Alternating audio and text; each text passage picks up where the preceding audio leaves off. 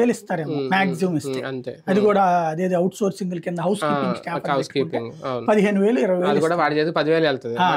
20,000 మరి వాళ్ళు ఎక్కడ బతకాలి? అది కాబట్టి వాళ్ళ గురించి ఆలోచించాలి. మనం ఆలోచించే క్రమంలో అత్యంత ముఖ్యమైనటువంటిది వాళ్ళు ఉండటం. లేబర్ లేకుండా నువ్వేం చేస్తావు? ఇప్పుడు ఫర్ ఎగ్జాంపుల్ అక్కడ కూలీలు రావాలి, ఇప్పుడు బిల్డింగ్లు ఎన్ని కట్టాలంటే కూలీలు రావాలి, వాళ్ళు అక్కడ ఉండాలిగా.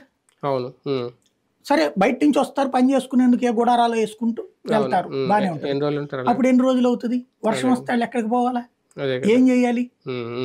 ఇవన్నీ ఆలోచించాలి. పంతాలో పట్టింపులకి పోయి 5 ఏళ్లు చేసిన జాప్యం, జగన్మోహన్ రెడ్డి గారు చేసిన జాప్యం ఇప్పుడు ఈ 5 ఏళ్లలో రాజధాని పూర్తి కాదు అనే సంకేతం నిన్న ఆయన ఏమన్నా చెప్పారా? డైరెక్ట్ గా కానీ ఇండైరెక్ట్ గా? లేదు, ఒక బాధ్యతాయుతంగా చెప్పారు ఆయన. నిన్న చెప్పిన దాంట్లో ఒక క్లారిటీ ఉంది ఏంటంటే, ఎక్కువ ఎక్స్పెక్ట్ చేయదు. ఇదివరకటికి మళ్ళీ ఆ పెద్ద పెద్ద టవర్లు సామ్రాజ్యాన్ని చెప్పాల, సింగపూర్, అదొక అందుకు సంతోషం.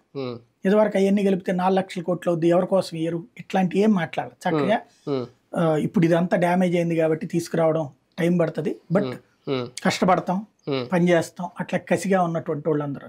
నాకు తెలిసి ఆయన అదే టోన్తో మాట్లాడుతూ ఉంటే, ఈ స్థలాలు ఇచ్చేస్తే, ఇప్పటికే ఎన్ఆర్ఐలు మహా కసిగా ఉన్నారు కాబట్టి వాళ్ళు వచ్చి అక్కడ కొనుక్కుంటే ఇప్పటికే కొనేస్తున్నారు. కాకపోతే రాజధాని ప్రాంతంలో అవకాశం లేదు కాబట్టి చుట్టుపక్కల గుంటూరు అటు రోట్లలో కొంటున్నారు.